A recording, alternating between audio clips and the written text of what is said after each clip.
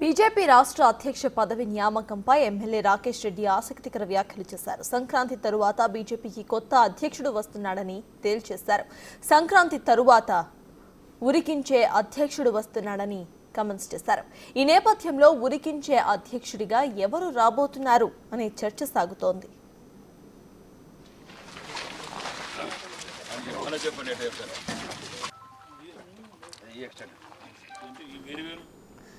తాను రియల్ పుష్ప అని లీగల్ గా ఎర్రచందనం ఎగుమతి చేశానని అన్నారు. ప్రభుత్వంలో తన పార్ట్నర్స్ చంద్రబాబు, రాజశేఖర్ రెడ్డి, జగన్ అని ఎర్రచందనం అమ్మినవాడు, కొన్నవాడు కూడా పుష్పానే అని అన్నారు రాకేష్ రెడ్డి.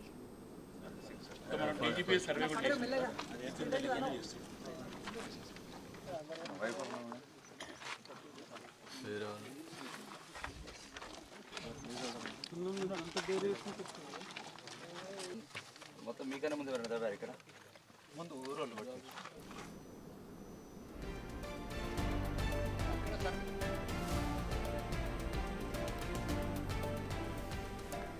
బీజేపీ రాష్ట్ర అధ్యక్ష పదవి నియామకంపై ఎమ్మెల్యే రాకేష్ రెడ్డి ఆసక్తికర వ్యాఖ్యలు చేశారు.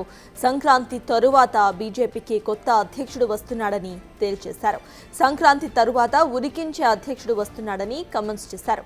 ఈ నేపథ్యంలో ఉరికించే అధ్యక్షుడిగా ఎవరు రాబోతున్నారని చర్చ సాగుతోంది.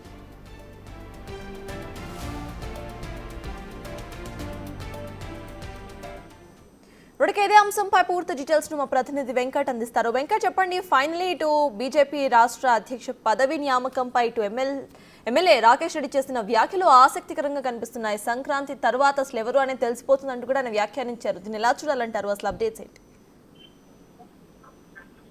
బీజేపీ రాష్ట్ర అధ్యక్షుడి పైన ఒక్కొక్కరు ఒక్కోలా మాట్లాడుతున్నటువంటి తీరు చర్చనీయాంశంగా మారుతున్నటువంటి నేపథ్యం కనిపిస్తుంది. ఇప్పటికే సంస్థాగతంగా బీజేపీ ఎన్నికలు నిర్వహించుకుంటుంది.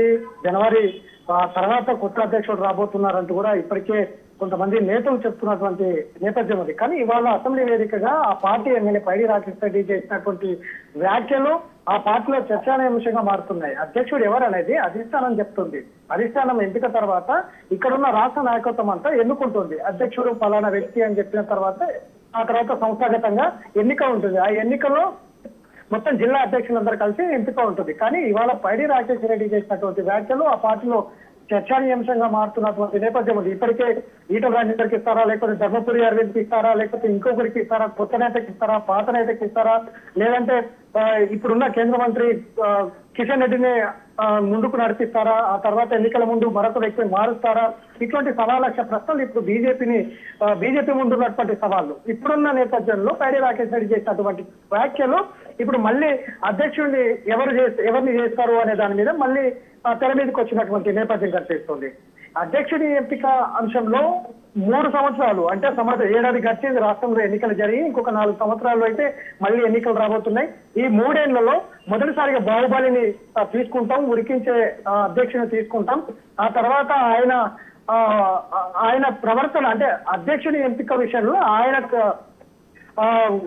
సంబంధించిన ప్రమేయం కనుక మంచిగా లేకపోతే బాహుబలి 2 ఎంపిక చేస్తామంటూ చేసినటువంటి వ్యాఖ్యలు ఆ పార్టీలో ఇప్పుడు చర్చ జరుగుతున్నటువంటి నేపథ్యం ఉంది. ఆ ఉరికించే అధ్యక్షుడు ఎవరు, ఆ తర్వాత 3 ఏళ్ల తర్వాత మళ్ళీ ఎందుకు మారుస్తారు అనే దాని మీద ఇప్పుడు చర్చ జరుగుతుంది. ఎందుకంటే గతంలో బండి సంజయ్ని ఉన్నపలంగా ఎన్నికల ముందు బండి సంజయ్ని అధ్యక్ష పదవి నుంచి తొలగించి మళ్ళీ కిషన్ రెడ్డికి ఇవ్వడం, ఆ తర్వాత మిషన్ 90 లక్ష్యంగా మేము అధికారంలోకి వస్తామని 90 స్థానాలు సాధిస్తామని చెప్పడం, ఆ తర్వాత అనుకున్న లక్ష్యాలను కూడా చేరకపోవడం, పూర్తిగా భిన్నమైన రిజల్ట్స్ తెలంగాణలో రావడం, ఇవంతా కూడా ఒకవైపు ఉంది.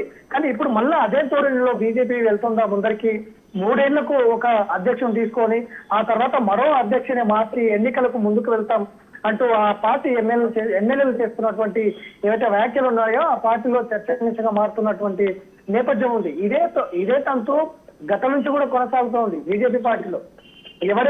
ఎవరికి వారు యమనా తీరే అన్నట్టుగా నేతలు ఒక్కొక్కరు ఒక్కో రకంగా కామెంట్లు చేస్తున్నటువంటి నేపథ్యం ఉంది. ఆ కామెంట్లే పార్టీని పూర్తి స్థాయిలో కిందికి పడేస్తున్నటువంటి నేపథ్యం ఉందనే చర్చ కూడా జరుగుతోంది. కాబట్టి ఇట్లాంటి సమయంలో సంస్థాగత ఎన్నికలు జరుగుతున్నాయి ఒకవైపు, మరోవైపు పార్టీ నేతలు ఇప్పటికే అధ్యక్షుడు ఎవరైనా దాని మీద ఇప్పటికే పూర్తి స్థాయిలో కసరత్తు చేస్తోంది అధిష్టానం ఎవరికి ఇవ్వాలి అనే దాని మీద ఎవరైతే పర్ఫెక్ట్ గా తెలంగాణలో ఉంటారు, ఎవరైతే ప్రజల్లో మమేకమై వెళ్తారు, ఎవరైతే మతాన్ని పార్టీని ఒకే లెవెల్లో ముందుకు తీసుకెళ్తారనే ఆ నేత ఎవరు అనే దాని మీద కసరత్తు మొదలుపెట్టింది.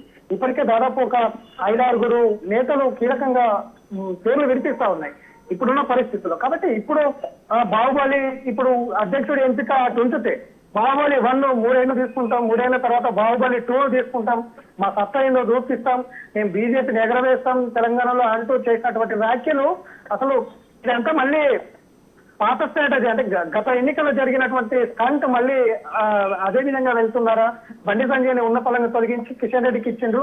ఇప్పుడు కూడా 3 ఏళ్ల వరకు ఒక అధ్యక్షుడు తీసుకొని మరొక ఎన్నికల ముందు మరొక అధ్యక్షుని తీసుకొచ్చి పార్టీ ముందుకు వెళ్తుందా అనే దాని మీద అయితే సస్పెన్స్ గా ఉంది. అసలు ఏం జరుగుతుంది బీజేపీ పార్టీలో? సంస్థాగతంగా ఒక సైడు ఎన్నికలు అంటున్నారు, మరొక వైపు ఇప్పటికే అధ్యక్ష ఎంపిక జరిగిపోయింది అంటున్నారు. ఇదంతా కూడా చూస్తూ ఉంటే అసలు ఎవరికి అధ్యక్ష పదవి ఇవ్వబోతుంది పార్టీ అనేది అయితే చూడాలి. సత్తా రైట్, థ్యాంక్ యూ వెంకట్.